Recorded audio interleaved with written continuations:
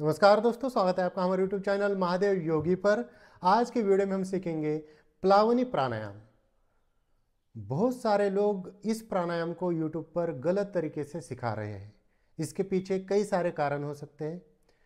योग के कई प्रचलित ग्रंथों में प्लावनी प्राणायाम का वर्णन नहीं आता है, जैसे घेरण संहिता में इसके बारे में कुछ खास उल्लेख नहीं है। हठयोग प्रदीपिका में प्लावनी प्राणायाम के बारे में विस्तार से बताया गया है। कुछ प्रचलित योग की जो पुस्तकें हैं, जो ग्रंथ हैं, उनमें प्लावनी प्राणायाम जो है वह काफ़ी संक्षिप्त में बताया गया है। उसकी जो विधि है काफ़ी संक्षिप्त में है। शायद इन्हीं कारणों की वजह से बहुत सारे लोग इसको गलत तरीके से भी सिखा रहे हैं। ऐसी कंडीशन में ज़रूरी होता है कि बरसों की साधना और एक अच्छे गुरु के सानिध्य में जब आप सालों साल अभ्यास करते हैं तब आप एक अच्छे साधक बन जाते हैं। इसलिए कहा जाता है कि योग को हमेशा एक अच्छे गुरु के सानिध्य में करना चाहिए। आज की वीडियो में हम प्लावनी प्राणायाम को डिटेल्स में समझने की कोशिश करते हैं। प्लावनी प्राणायाम करने से इंसान पानी के ऊपर कमल का फूल जिस प्रकार से तैरता है या पानी के ऊपर ऐसे बिना हाथ पैर हिलाए आराम से लेट जाए तो तैर सकता है प्लावनी प्राणायाम के अभ्यास से। अब कुछ लोग इसको इस प्रकार से सिखाते हैं कि नॉर्मल पद्मासन, सुखासन, सिद्धासन में बैठकर प्लावनी प्राणायाम करने के लिए भी उसी प्रकार से दरी के ऊपर, योगा मैट के ऊपर आपको आरामदेह स्थिति में बैठ जाना है। वहाँ बैठने के बाद कुछ लोगों इस प्रकार से सिखा रहे हैं कि आप आराम से बैठिए, पूरक कीजिए, यानी कि सांस को अंदर भरिए, कुंभक कीजिए और उसके बाद रेचक कर लीजिए, तो ये प्लावनी प्राणायाम हो गया। लेकिन नहीं, ये तरीका भी उतना ठीक नहीं है। कुछ योग गुरु सांस को जिस प्रकार से पानी को पीते उस प्रकार से घूंट घूंट भरते हुए सांस को अंदर भरिए, कुंभक कीजिए और उसके बाद रेचक कीजिए, इस प्रकार से बताते। देखिए, यहाँ समझने वाली बात क्या है। मान लीजिए हमारा शरीर अगर पानी के ऊपर ऐसे तैरेगा तो उसके लिए क्या होना चाहिए। हमारे शरीर के अंदर ज़्यादा मात्रा में पानी है, शरीर का जो घनत्व है वो बहुत कम है। तो जब हमारे शरीर के अंदर हवा को भरा जाएगा ज़्यादा मात्रा में, तभी तो हम पानी के ऊपर तैर पाएंगे। जैसे मान लीजिए मैं पानी को उठा के पीता हूँ एक गिलास, तो पानी कहाँ जाता है? मेरे स्टमक में चला जाता है, मेरे आमाशय में चला जाता है। और अगर मैं सांस अंदर भरता हूँ तो वो सांस कहाँ जा रही है? मेरे फेफड़ों में जा रही है, लंग्स में जा रही है। यानी कि फुट पाइप और विंड पाइप, दो ऐसा सिस्टम हमारे शरीर का है कि जब भी हम सांस भरेंगे तो सांस को अपने आप वो फेफड़ों की तरफ चली जाती है, और जब भी हम कुछ खाते हैं या पीते हैं तो वो ऑटोमेटिकली ऐसा सिस्टम है कि वो हमारे स्टमक की तरफ चला जाता है, हमारे आमाशय की तरफ चला जाता है। और आपने गलती से देखा होगा कभी खाते या पीते वक्त सांस ली या कुछ ये गड़बड़ हो गया, तो अगर फूड पाइप में छोटा सा भी अन्न का थोड़ा सा एक टुकड़ा या थोड़ा सा भी भाग चला जाता है तो कितनी भयंकर खांसी आती है। तो इस प्राणायाम में क्या किया जाता है? अब देखिए, ये प्राणायाम जब हम आरंभ करते हैं सीखना करना तो प्रॉपर तरीके से नहीं हो पाता है। अब देखिए, इसको करना किस प्रकार से होता है, मैं प्रॉपर विधि पहले बताता हूँ और फिर हमें किस तरह से उस लेवल तक पहुँचना है इसके बारे में बात करेंगे। इस प्राणायाम को प्रॉपर करने का तरीका जो मेरे गुरु ने मुझे सिखाया, अलग अलग ग्रंथों में थोड़ा बहुत चेंजेस आपको देखने को मिलेंगे। इस प्राणायाम को करने के से पहले आपको आरामदेह, और इस प्राणायाम को एक सावधानी बड़ी ज़रूरी है, इस प्राणायाम को आपको खाली पेट ही करना पड़ेगा, कुछ भी खाया पिया नहीं होना चाहिए। इसलिए इसको आप सुबह ही कर लीजिए। बहुत सारे लोग दोपहर में कीजिए, शाम को कीजिए, खाना खाने के 3 घंटे बाद नहीं, पूरी तरह से खाली पेट।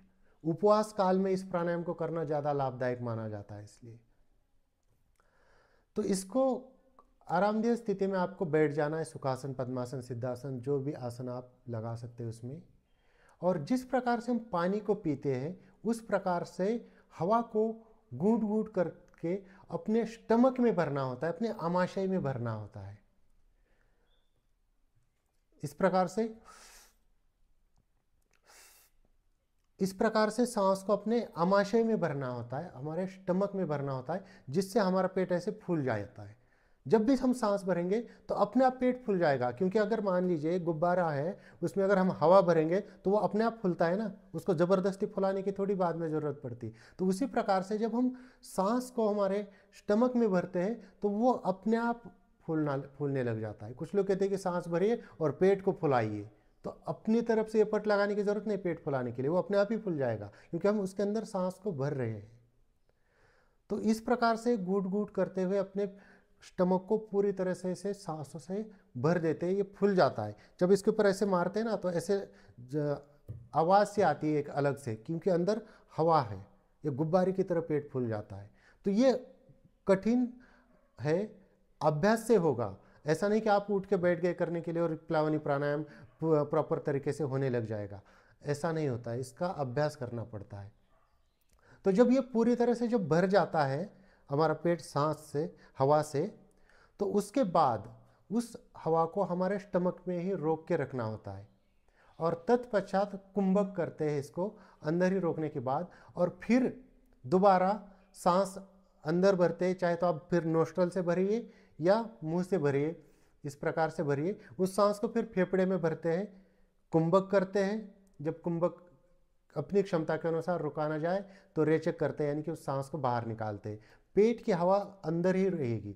फिर दोबारा उस सांस को अंदर भरते हैं, यानी कि पूरक करते हैं, फिर कुंभक करते हैं और फिर रेचक करते हैं। तो ये प्रैक्टिस फिर आपको 5 राउंड, 10 राउंड, 11 राउंड जितने करनी है तब तक आप इसको करते रहिए। और जो पेट में भरी हुई जो हवा है वह 30 मिनट से 90 मिनट तक आप अंदर रोक कर रख सकते हैं। अब आप खुद सोच के देखिए कि अगर प्लावनी प्राणायाम के अभ्यास से आप घंटों तक पानी में तैर सकते, डूबेंगे नहीं, हाथ पैर नहीं हिलाएंगे, तो क्या आप पानी में जाके पूरक, रेचक, कुंभक कंटिन्यू करते रहेंगे? क्या उससे आप पानी में तैर पाएंगे, रुक पाएंगे? इसके लिए आपके स्टमक में हवा भरी हुई होनी चाहिए, जो आपने अंदर घूट घूट करके भरी हुई है। और ये अंदर हवा भरना कब संभव होता है? जब आप इसका अभ्यास करते हैं, और तब जाके आप पानी के ऊपर भी आराम से तैर पाएंगे। नहीं तो प्राणायाम के तो कई सारे प्रकार हैं। अनुलोम विलोम में क्या करते हैं, हमने सांस को अंदर भरा और कुंभक करके रखा है ना, तो फिर इसमें भी अगर नोस्ट्रल से खाली सांस लेनी है, कुंभक करनी है और रेचक करनी है, छोड़ देनी है, सिर्फ यही आपने 5-10 बार किया, क्या इससे शरीर में पानी में तैरने वाली क्षमता आ जाएगी? क्योंकि पानी में तैरने की जो विधियाँ होती है उसके लिए आपको अपने स्टमक में, आपके स्टमक में ही सांस को भरना पड़ेगा, तब जाके आपका शरीर जो है पानी के ऊपर तैर सकता है। तो इसका अभ्यास करने के लिए, जैसे आप देखेंगे कभी कभार आप खाना खाते हैं ना, खाना खाते वक्त भी कई बार हम अपने हवा को, भोजन के साथ साथ हवा को अपने पेट में भरते हैं। इसलिए आपने देखा होगा जब पेट भर जाता है खाना खाने के बाद, तो जब जगह सारी स्पेस खाली पूरा भर गया, तो इसलिए जो हवा है वहाँ पर वो डकार के रूप में बाहर निकल कर आती है। इसलिए कहते हैं ना, अरे खाना खाते हो बहुत ज़्यादा खा लिया तो डकार आती है। इसका मतलब क्या कि आपके मुंह से भी कुछ सांस अंदर गई थी खाना खाते वक्त। तो जब आप इस सांस को पानी पीते उस प्रकार से घूट घूट करके पीने की प्रैक्टिस करेंगे तो स्टार्टिंग में वो आपके फेफड़ों में ही जाएगी, पेट में बहुत कम मात्रा में जाएगी, जाते ही वो डकार की तरह बाहर आने लगेगी। लेकिन इसका अभ्यास करना होता है। तो जब आप अभ्यास करने लगेंगे तब आप इस सांस को अपने स्टमक में भर पाएंगे। और यहाँ पर फिर एक और दिक्कत होती है, जब आप स्टमक में सांस को आपने पूरी तरह से भरना स्टार्ट कर देंगे तो ये आपके इंटेस्टाइन में भी चली जाती है। तो गुदाद्वार से निकलने का डर रहता है या ऊपर से भी निकलने का डर रहता है। तो इसमें मूलबंध लगाया जाता है। फिर एक वातसार क्रिया करके योग के ग्रंथों में इसका उल्लेख आता है, जिसको वायु शंख प्रक्षालन भी कहा जाता है। जिस प्रकार से शंख प्रक्षालन में हम क्या करते हैं कि मुंह से पानी पीते हैं और कुछ आसनों का अभ्यास करते हुए उस पानी को पूरे अपने आमाशय से, फूड पाइप से होते हुए, आमाशय से होते हुए, दोनों इंटेस्टाइन से होते हुए गुदा मार्ग से मोशन के द्वारा, लैट्रिन के द्वारा उसको बाहर निकाला जाता है। फिर एक समय ऐसा आता है कि आप जो प्लेन पानी, साफ पानी जिस प्रकार से पी रहे वैसे ही साफ पानी आपके अनस से निकल जाता है, तो आपका पूरा सिस्टम पानी से क्लीन हो जाता है। इसी प्रकार से वायु को घुट घुट करके हुए भरना है, कुछ बंदों का, कुछ आसनों का अभ्यास करते करते फिर उस वायु को उसी गुदा द्वार से बाहर निकालते हैं। इसको वायु शंख प्रक्षालन या वातसार क्रिया के नाम से भी कराया जाता है, लेकिन ये प्रैक्टिस के बाद होता है। तो कई सारे लोग इस प्राणायाम को इस प्रकार से, अब जैसे ग्रंथों में हठयोग प्रदीपिका में दोनों प्रकार से विधि बताई गई। या आप मुंह से ऐसे करते हुए काकी मुद्रा बोलिए वहाँ पर कि काकी मुद्रा बनाते हुए ऐसे करते हुए सांस लीजिए, या अपने नासिका, दोनों नासिका से लीजिए, लेकिन आपको भरना आपके स्टमक में ही पड़ेगा सांस को। तो दोनों प्रकार की वहाँ पर विधियाँ बताई गई है। पतंजल योग प्रदीप में आपको बड़ा छोटा सा शॉर्ट में बताया गया है कि नोस्ट्रल से सांस को भरिए, कुंभक कीजिए और फिर रेचेक कर लीजिए। तो बहुत सारे लोग शायद इस ग्रंथ को पढ़ के भी सिर्फ इतने ही प्रकार की अभ्यास करते हैं या करवाते हैं, लेकिन इस प्रकार का अभ्यास आपको स्टमक में भरना पड़ेगा सांस को, तब जाके प्लावनी प्राणायाम आपका पूर्ण हो जाता है। इस प्राणायाम के अगर हम लाभ की बात करेंगे तो शरीर में लाघव आता है। अगर आप उपवास करना चाहते हैं, अपना वेट घटाना चाहते हैं, कम भोजन करना चाहते हैं, तो ये प्राणायाम उसमें लाभ दिलाएगा। जिनको भी एसिडिटी बहुत ज़्यादा रहती है, खाया हुआ ठीक से पचता नहीं है, पाचन से संबंधित जिनको भी समस्याएं रहती है, उनको भी इस प्राणायाम से बहुत लाभ मिलता है। सभी प्रकार के उदर रोगों में यह प्राणायाम लाभदायक होता है। इस प्राणायाम से मन शांत हो जाता है, एकाग्र हो जाता है। तो तन और मन दोनों को लाभ पहुंचाने वाला ये प्राणायाम है।